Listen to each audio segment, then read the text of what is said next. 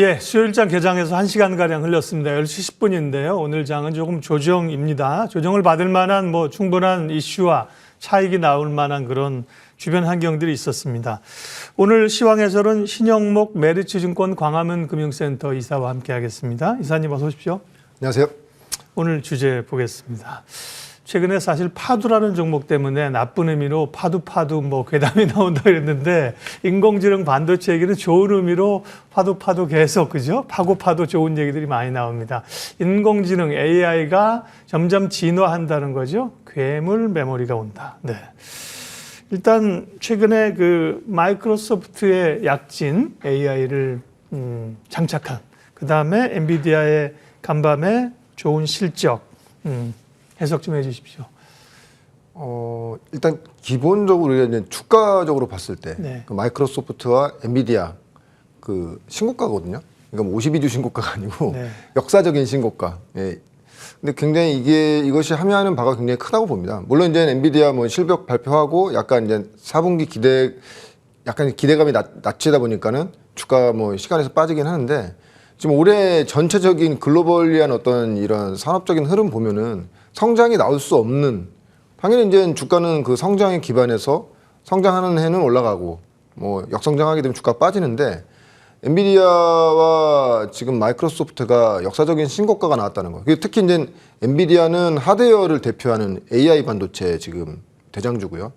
마이크로소프트는 당연히 소프트웨어 쪽인데 그 신고가가 나왔다는 것 자체. 근데 이 두 회사의 어떤 신고가의 어떤 주요 키워드가 AI라는 것이죠. 그러니까 이 시장은 이제 시작됐기 때문에 당분간은 계속 이 시장으로 끌고 갈 가능성이 굉장히 높다. 왜냐면 이런 어떤 우리나라의 어떤 시가총액이 몇백억짜리 회사, 1, 2천억짜리 회사가 테마성으로 주가가 많이 오르기도 하고 빠지기도 하지만 이 글로벌리한 이런 빅테크 업체들이 역사적인 신고가가 나오는 것이 실적을 기반해서 올라가는 거기 때문에 그럼 그거에 대한 어떤 그 확산세는 이제부터 시작이다. 그러니까 이미 올해 이제 시작된 것이고요. 근데 이제 엔비디아 같은 경우에는 지금 실적 발표하고 시간에서 빠지긴 하는데 그것도 이제 결국은 중국 규제죠. 젠슨왕의 실적 발표에 의해 이제 젠슨왕의 코멘트를 보면 중국 규제가 아니었으면 3분기 더 좋았을 것이다. 왜냐하면 3분기 실적도 그 시장 예상치보다 더 잘 나왔거든요. 4분기는 그보다도 더 잘 나올 수 있었는데 네. 이게 중국 규제가 미국의 이제 중국 규제가 한 9월 정도에 시작된 거기 때문에 거기에 약간의 이제 실적에 대한 어떤 그 영향을 미쳤고요. 이제 4분기엔 그에 대한 영향이 많다는 것이죠. 근데 아시겠지만 지금 중국이 아니라도 지금 엔비디아에 줄 서 있는 글로벌 빅테크 기업이 참 많습니다. 그러니까 그거에 대해서 어떤 코멘트를 줬다고 해서 이게 갑자기 여기서 이제 일단 AI 반도체 관련주들이 꺾이는 것은 아니고 언제 실적을 다시 이제 4분기 확인해 봐야겠지만 우리가 그거에 대한 실적적인 여파는 크지 않을 거라고 보고 있고요. 일단 국내적인 수급 상황 보시면 아시겠지만 이제 21일 어제부터 그 각 증권사에서 이제 반도체 관련 ETF가 이제 출시가 됐거든요. 아마 그래서 오늘도 지금 엔비디아 시가리에서도 빠지고 별로 지금 분위기 안 좋은데 왜 장비주들 오르나 하는 걸 이렇게 의아해하시는 분들이 계실 텐데 아마 그런 시장적인 수급 상황도 있을 것 같다고 좀 보고 있고요. 그에 따라서 단순히 그 엔비디아나 마이크로소프트만 신고가 가는 것이 아니고 그 AI 반도체 관련된 장비주들 램리서치라든지 KLM 같은 검사 장비 주로 만드는 회사들도 그 역사적인 신고가가 지금 장비주들도 나오고 있거든요. 그에 따라서 우리나라의 어떤 이런 장비주들도 결론적으로 그런 흐름을 타고 가는 그런 상태가 된 것 같다고 보고 있고요.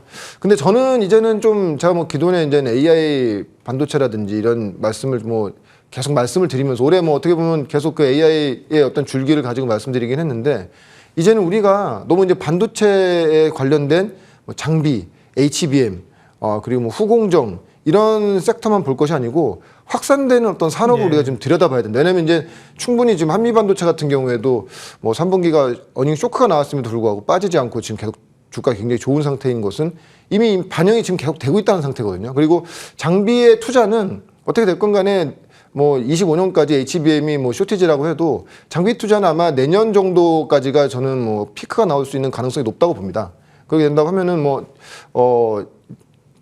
이미 장비 같은 경우에는 반영돼서 올라온 수치이기 때문에 물론 여기서 더 갈 수 있죠. 당연히 지금 시장의 수급이 좋으니까 여기서 확산되는 어떤 생태계를 이제 우리가 봐야 된다. 예, 좀 약간 그런 아이디어. 그러니까 결론적으로는 HBM이라든지 뭐 AI 반도체로 인해서 이 AI 시장이 굉장히 그 지금 좋은 흐름은 맞는데 뭐 지금 시장에서 얘기하는 뭐 장비주 지금 반영된 장비주 이런 것보다도 이제 여기서 좀 더 우리가 투자하는 종목도 좀 확장해서 좀 보자 이런 아이디어를 갖고 왔습니다. 좀 추가적인 시각, 네, 필요하다는 말씀이십니다. 뭐 엔비디아는 워낙 잘 나가고 있고요. 마이크로소프트가 애플의 미국에서 이제 1위 기업의 시총을 넘보는 상황이어서 일시적이라도 살짝 좀 제낄 수 있지 않을까 이런 생각이 들고요. 국내에서는 SK 하이닉스가 3등인데요, 시총. 2위는 LG 엔솔이고요. 이게 또 분위기가 좀 바뀔 수 있다. 이게 산업의 변화들을 지금 네, 반영하는 겁니다. 자, 엔비디아하고 이제 AI 실적 전망들 살펴봤고요. 오늘 주제는 그건 알겠는데 어쨌든 인공지능의 말씀하신 것처럼 그 확장, 이런 플랫폼의 또 확산인데요. 괴물 메모리가 온다고 그랬어요. 괴물 메모리라고 하는 게 뭔지 네, 말씀해 주세요. 네. 뭐 결론적으로는 뭐 AI 칩이죠. 네. 근데 이제 그 AI 칩으로 인해서 지금 어떻게 됐건 간에 지금 인프라가 구성되고 있지 않습니까? 그래서 향후에는 내년도에는 아마 이런 용어 많이 들어보실 겁니다. 이미 이런 용어가 나오고 있는데 온디바이스 AI라고 해서 네.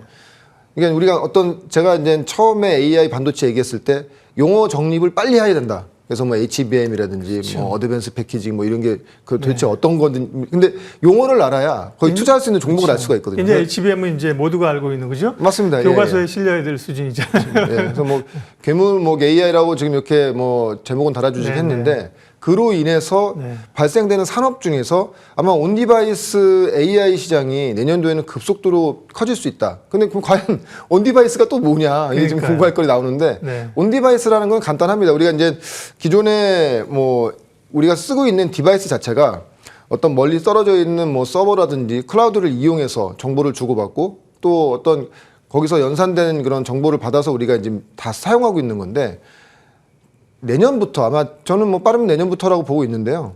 내년부터는 그 서버라든지 뭐 클라우드를 접속하지 않고도 우리가 들고 있는 뭐 디바이스 우리가 가장 많이 쓰고 있는 디바이스가 스마트폰이니까 그렇죠. 스마트폰 내에 AI 기능이 장착됨으로 인해서 우리가 굳이 서버를 어떤 서버라든지 클라우드에 어떤 접속하지 않고도 AI를 쓸 수 있는 그런 시대가 온다고 보고 있고요. 그래서 기존에 이제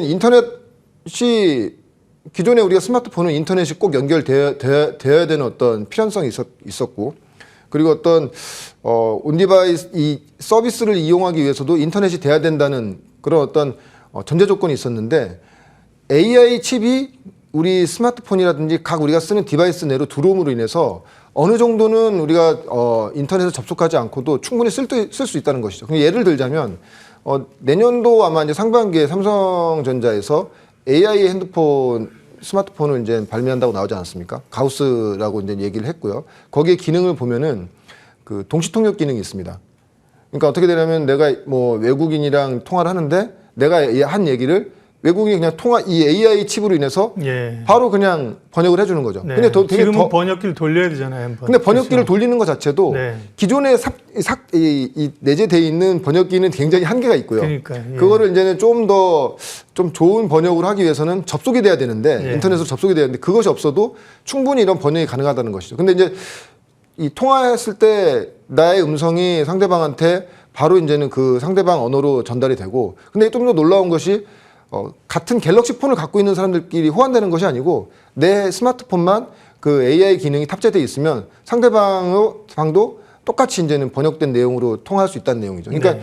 이렇게 특화된 AI 칩들이 우리 이제 스마트폰으로 들어옴으로 인해서 그 생태계가 넓어지는 그럼 거기에 해당되는 어떤 뭐 그 칩이라든지 서비스가 달라질 거라고 보고 있고요. 추후에는 그 AI 칩이 이 탑재된 스마트폰과 탑재되지 못한 스마트폰의 어떤 그 판매률도 굉장히 큰 차이가 난다. 만약 가격이 큰 차이가 나지 않는다면 우리가 요즘 여행 굉장히 많이 다니잖아요. 여행 다닐 때 굉장히 우리가 가장 좀 힘든 것들이 이제 이 현지 언어로 얘기 못 한다. 그렇죠. 번역기를 예. 돌리고 막 그러는데 이제 이 AI 스마트폰이 있으면 그냥 자연스럽게 그냥 우리가 이제 이어폰 꽂고 얘기하는 것을 자연스럽게 통역해 줄 수 있는 네. 그런 기능까지도 뭐 단적인 예이고 그죠? 맞습니다. 네, 예. 그래서 사실 온 디바이스에 대해서 말씀드리자면은 너무 좀 시간이 많이 걸리기 때문에 그래서 아마 내년도에는 온 디바이스 관련된 그런 산업군에 엮여 있는 종목들이 움직일 거라고 보이고, 근데 실질적으로 지금 이미 움직이고 있습니다. 왜냐면 저기 뭐 지금 화면 보시면 아시겠지만 예상 수요 업종으로는 결론적으로는 이 디바이스 내에 새로운 칩이 탑재됨으로 인해서 또 굉장히 많은 전력을 사용하게 되는데 저전력이 필요한 뭐 LPDDR 같은 칩이 더 중요할 것 같고요.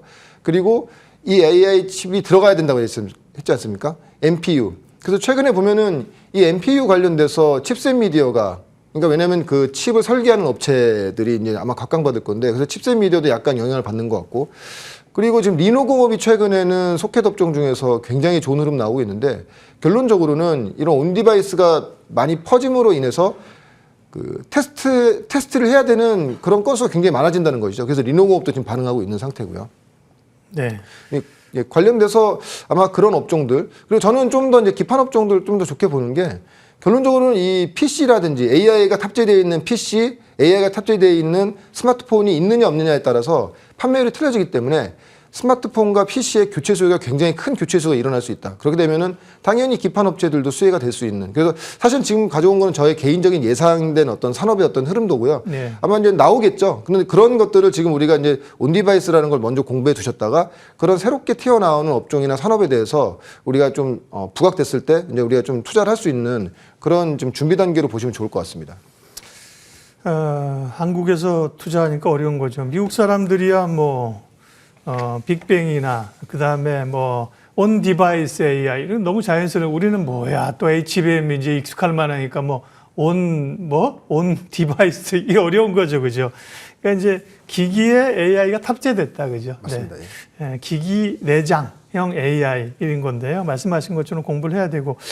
그래서 괴물 아까 메모리라고 하는 거는 이 온 디바이스 AI의 시스템을 얘기하는 건 아니고요. 그러니까 기존의 이제 제 해석입니다. 틀리면 교정해 주십시오. 이제 HBM이라는 게 이미 사실 괴물 메모리잖아요. 그게 맞습니다. 이제 H100에서 H200이 나오고 이런 거고요. 조금 전에 말씀하신 것처럼 삼성전자 같은 경우는 스마트폰에 이런 걸 심으면서 DDR5, LPDDR5X 이런 걸 계속해서 만들어낸다는 겁니다. 맞습니다. 그런 환경 자체가 메모리가 더 똑똑해지고 강력해지고 있고 그런 이제 환경에서 볼 게 이제 오늘은 이제 온 디바이스고요.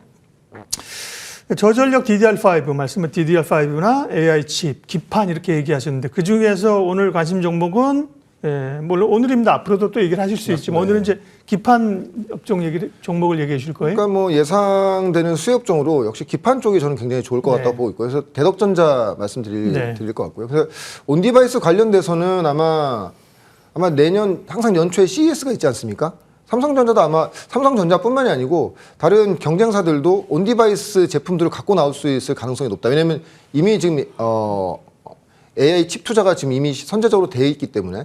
그리고 내년부터가 이제 온디바이스 관련된, 그러니까 우리가 흔히 쓰는 그 스마트폰뿐만이 아니고 모든 전자기기에 어떤 AI 칩이 심겨지는 원년이 될 것 같다고 보고 있고요. 근데 삼성전자의 어떤 스마트폰뿐만이 아니고 이미 뭐 다들 아시겠지만 아마존의 그 알렉사라는 그 스피커가 있지 않습니까? 네. 그 예전에도 막 그게 사실 그 스피커가 나올 때 AI 스피커라고 했어요. 근데 사실 그 정도 기능까지는 안 되고 이제부터 나오는 게 AI 스피커라고 얘기할 수 있는데 이미 아마존에서도 이 알렉사의 기능에 어떤 챗 GTP 같은 어떤 서비스를 넣음으로 인해서 어떤 뭐 이야기를 들려준다든지 레시피를 알려준다든지 뭐 데이트 아이디어 이런 것들을 이제 진짜 대화하듯이 한다는 것이죠. 근데 중요한 건 뭐냐면은 아까도 얘기했지만 교체 수요를 말씀드렸는데 기존에 사용했던 알렉사에서는 그걸 쓸 수가 없어요. 올해부터 판매되는 그 기기부터 그 알렉사를 쓸 수가 있거든요. 그러니까 그렇게 되면 기존에 썼던 분들도 바꾸실 의향도 굉장히 있는 거고 새로운 디바이스에 대해서 호기심 갖는 사람도 살 수 있는 그런 어떤 환경이 되는 거기 때문에 이제부터 지금 슬슬 나오고 있다는 것이죠. 그래서 어떻게 보면은 지금 왜 기판을 가장 좋게 보느냐. 일단 기판 말씀드렸을 때 사실 지금 해성 DS라든지 심텍이라든지 대덕전자 다 비슷비슷한 회사고요. 제가 TLB도 이제 말씀드렸지만 기본적으로 이 회사들의 어떤 실적이 작년도에 피크를 찍고요. 아무래도 랜더라든지 뭐 디램의 어떤 가격적인 그 어떤 시장의 영향을 받다 보니까 올해가 이제는 바닥이 나올 것 같고 내년부터가 이제 본업이 좋아집니다. 왜냐? 이제는 랜드라든지 메모리라든지 모바일뿐만 아니라 PC 수요도 9월에서 10월부터 이제 바닥을 찍고 점진적으로 좋아지고 있거든요. 그러니까 기본적으로 본업 자체가 이 PCB 업체의 본업이 내년엔 좋아집니다.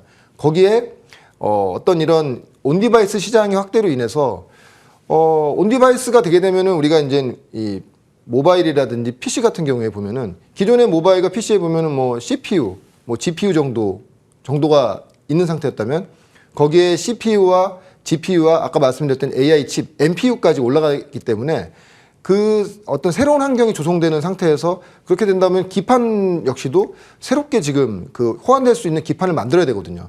그렇게 되면은 그에 따른 어떤 수혜도 좀 더 점진적으로 커질 수가 있고, 그리고 아까도 말씀드린 궁극적으로는 우리가 지금 보면은 이런 온디바이스로 인해서 기기가 바뀜으로 인해서 기존에 제가 지금 스마트폰을 지금 한 4년 정도 쓰고 있습니다. 근데 네.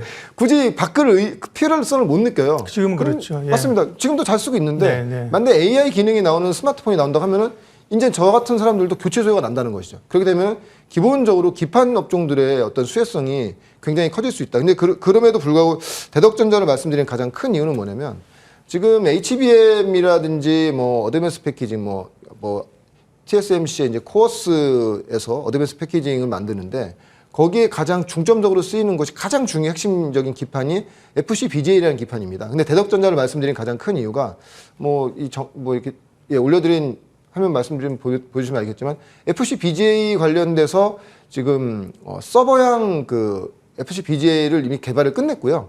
이제 테스트 중에 있습니다. 지금 고객사의 테스트 중에 있기 때문에 만약에 FCBGA까지도 내년 초에 매출이 발생된다고 하면은 본업이 좋아지는 상태에서 그리고 산업이 좋아지는 그런 업사이드와 그리고 FCBGA 신규 산업으로 들어가는 어떤 성장성까지 가미이 된다고 하면은 대덕전자가 지금 물론 기판 업종들마다 다 특이성과 특장점이 다 있습니다.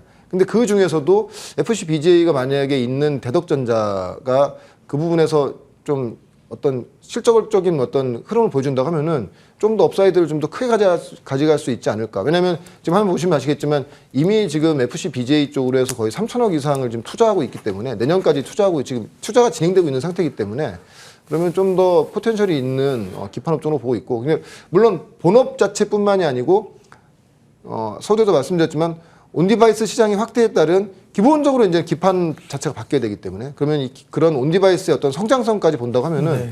뭐 대덕전자뿐만이 아니라 기판 업종을 우리가 좀 골고루 지금 좀 다 준비를 해놔야 된다, 공부를 해놔야 된다 이런 관점입니다. 이스페타시스 이런 것도 기판이잖아요, 그죠? 맞습니다. 그러니까 네. 그 회사들마다 특장점이 있습니다. 그렇죠. 지금 예. 이스페타시스는 그 HBM이 직접적으로 들어가는 성장의 수혜가 있지만. 네. 근데 HBM이라는 한정성이 있지만요. 그렇죠. 예. 기존의 심텍이라든지 해성DS라든지 대덕전자 같은 경우에는 새로운 그 교체 수요에 따른 어떤 수혜성이 네. 좀 더 커질 수 있다라는 의견입니다. 어제 저희 11시 프로에서 온디바이스 AI를 얘기하시면서 리노공업을 얘기하시더라고요. 리노공업 한번 주가 보여줄래요? 최근에 굉장히 급등해서 제가 이 기기에 AI가 탑재되는 건 이해되는데 뭐 후공정 이게 검사 장비 속해 리노건 무슨 상관이야 이렇게 여쭤봤는데 지금 이런 걸 막 찾는 과정인 것 같아요, 그죠? 온디바이스라는 거 해서 그 그죠? 리노공 네네. 잠시 말씀드리자면 최근에 주가가 급등했던 가장 네네. 큰 이유가 뭐냐면 모바일 수요가 굉장히 많은데 네. 이제 모바일 수요가 9월부터 돌아섰거든요. 예. 그러니까 본업 자체가 안정되니까 성장성을 그냥 한 번에 다 주로 이제 모바일 주는 쪽에 거죠. 많이 있다는 거지 리노건. 그렇기 때문에 네. 그 전에 ISC보다 주가가 굉장히 부진했던 가장 큰 이유가 그것 때문에 그렇죠. 그렇군요. 네, 오늘은 온 디바이스 AI 그리고 관련된 꼭 이제 기판 업체뿐만 아니라 좀 확장해서 볼 필요가 있고 기판도 꼭 대덕전자뿐만 아니라 여러 개를 고민해 볼 필요가 있는 거고요. 가격 수준은 한 26,000원 수준인데요, 지금 대덕전자는. 네. 일단 1차적인 목표가는 35,000원 정도 보시면 될 것 같고요. 손절가는 21,000원 정도를 보시고 좀 하반기 좀 관심 있게 보시면 좋을 것 같습니다. 네. 또 새로운 걸 배워야 돼 라고 피곤해 하실 수도 있지만 AI가 계속 진화하는구나, 새롭게 공부할 게 있구나, 배울 게 있구나, 먼저 갈 수 있겠구나 이런 기대감들이 있습니다. 오늘 시황에서는 메리츠증권 광화문금융센터 신영목 이사님 함께했습니다. 고맙습니다. 고맙습니다.